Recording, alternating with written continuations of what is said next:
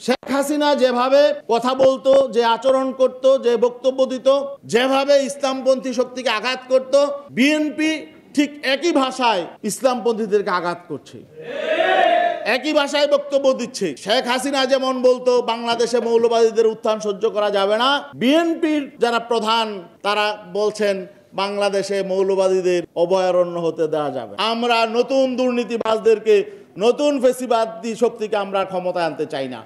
বাংলাদেশের মানুষ যাদেরকে দেখেছে অতীতে, বারবার দেখেছে, তাদেরকে আবার নতুনভাবে আবার ক্ষমতায় আনবে, এটা বাংলাদেশের মানুষ আর ভবিষ্যতে চাবে না। আমরা এটা বিশ্বাস করি। যারা ভালো মানুষ, সৎ মানুষ, দেশপ্রেমিক মানুষ, তারা আজকে ঐক্যবদ্ধ হচ্ছে। এই জন্যই তাদের মাথা খারাপ হয়ে গেছে। এই জন্যই আজকে আওয়ামী লীগের সুরে তারা বলছে যে ধর্ম বা কি, রাজনীতিতে ধর্ম চলবে না। নির্বাচনের মধ্য দিয়ে যদি নতুন বাংলাদেশ বিনির্মাণের স্বপ্ন বাস্তবায়ন না হয়, এমন নির্বাচন বাংলাদেশের মানুষ গ্রহণ করবে না।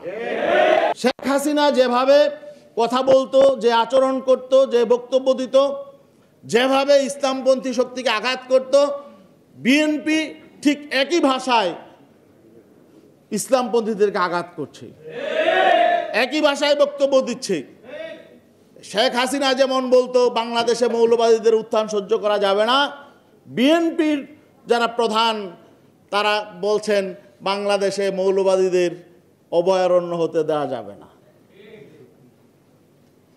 এবং এখানে ৭২-এর সংবিধানের উপরে আঁকড়ে রেখেছে। দেখেন, এই ২৪-এর চেতনাকে গলা টিপে হত্যা করা হয়েছে যখন এই সংবিধানকে বহাল রাখা হয়েছে। তখন আজকে নতুন বিতর্ক হচ্ছে যে নির্বাচন কিভাবে হবে, নির্বাচন নিয়ে বিতর্ক হচ্ছে যে নির্বাচন সংবিধানের বাইরে যাওয়া যাবে না।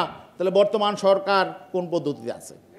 যদি সংবিধানের আলোকে নির্বাচন হতো তাহলে তো পরবর্তী ৩ মাসের মধ্যে, যখন অন্তর্বর্তীকালীন সরকার ক্ষমতায় ছিল, 3 মাসের মধ্যে নির্বাচন হওয়ার কথা ছিল। অতএব এখন সেই কথা বলে লাভ নেই। বাঙালিকে হাইকোর্ট দেখাবেন না। নির্বাচনের মধ্য দিয়ে যদি নতুন বাংলাদেশ বিনির্মাণের স্বপ্ন বাস্তবায়ন না হয়, এমন নির্বাচন বাংলাদেশের মানুষ গ্রহণ করবে না। আমরা বারবার প্রতারিত হতে চাই না। ৪৭ পরবর্তী প্রতারিত হয়েছি, ৭১ পরবর্তী প্রতারিত হয়েছি, ২৪-এর অভ্যুত্থান পরবর্তী আমরা আর প্রতারিত হতে চাই না। আমরা নতুন বাংলাদেশ বিনির্মাণ করতে চাই।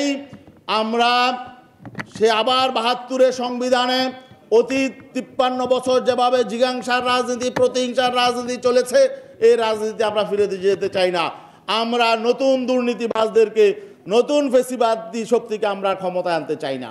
বাংলাদেশের মানুষ যাদেরকে দেখেছে অতীতে, বারবার দেখেছে, তাদেরকে আবার নতুনভাবে আবার ক্ষমতায় আনবে, এটা বাংলাদেশের মানুষ আর ভবিষ্যতে চাবে না। আমরা এটা বিশ্বাস করি। যারা ভালো মানুষ, সৎ মানুষ, দেশপ্রেমিক মানুষ, তারা আজকে ঐক্যবদ্ধ হচ্ছে। এই জন্যই তাদের মাথা খারাপ হয়ে গেছে।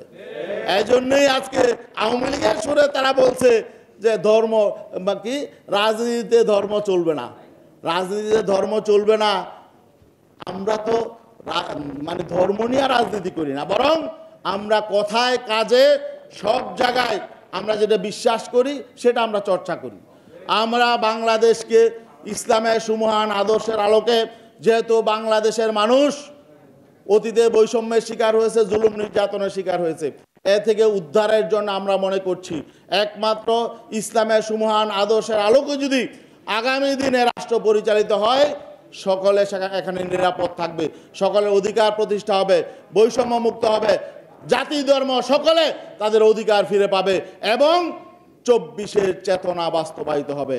এই জন্যে ২৪-এর চেতনা, ২৪-এর অভ্যুত্থানের চেতনাকে বাস্তবায়ন করতে হলে এই চেতনা যারা ধারণ করে তাদেরকে রাষ্ট্র ক্ষমতায় আসতে হবে।